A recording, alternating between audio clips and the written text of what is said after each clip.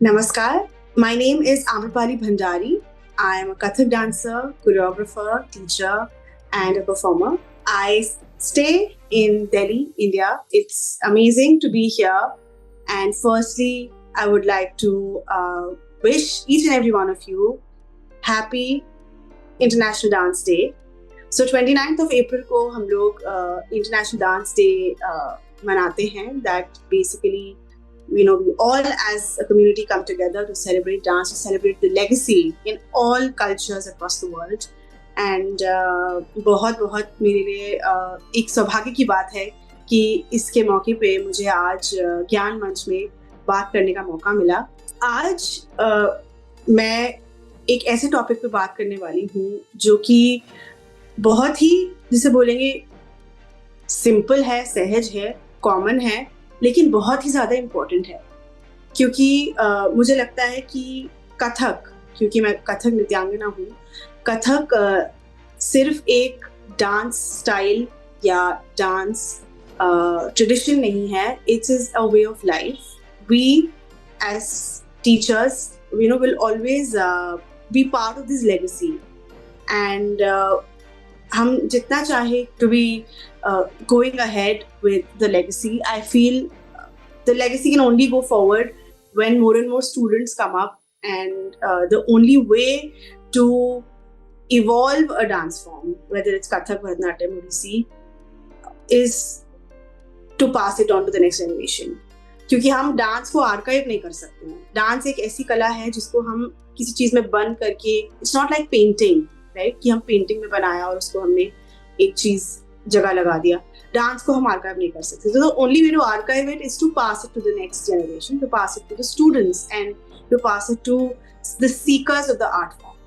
So as we celebrate World Dance Day today, I urge all of the students to keep in mind a few things, when they enroll themselves as students of Kathak or who are already learning Kathak, that it is not, like you go in the class with so much excitement. You go and you practice your tatkar, आप tatkar practice करते हैं, movements practice करते हैं, लेकिन slowly आपको वो चीज़ थोड़ी monotonous लगने लगती है. आपको लगता है कि ये कितना ही प्रैक्टिस करें, हम उसको कितना ही आगे लेके जाएं.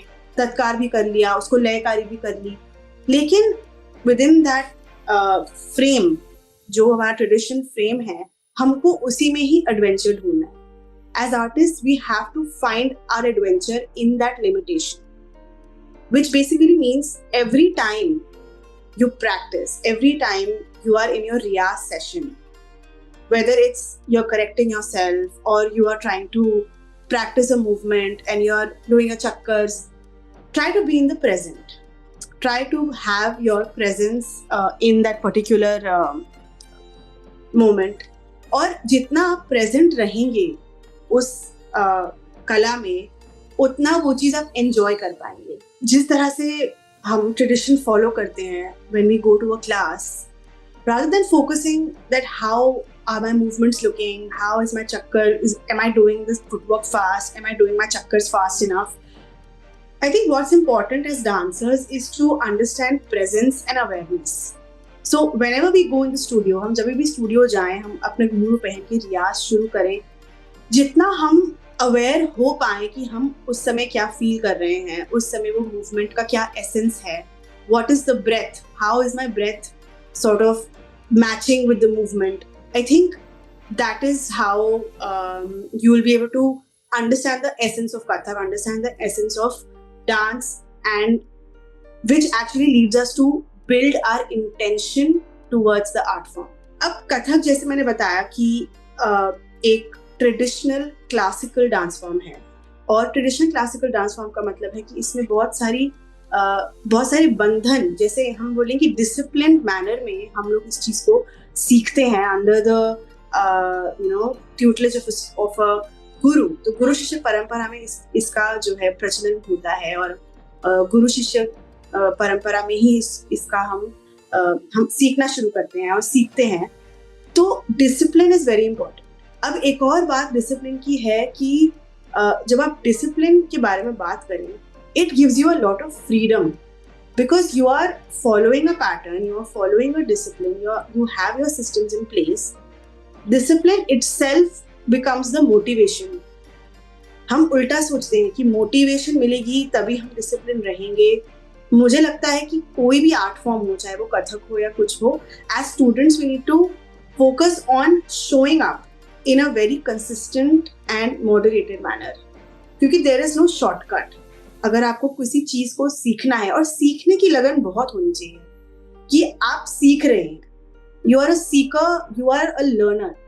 एज ए स्टूडेंट अगर आप में ये चाह नहीं है कि आप सीखें या उस चीज के बारे में और जाने, तो ये आगे चलना और आपको इसमें और एक्सप्लोर करने में थोड़ी दिक्कत आ सकती है.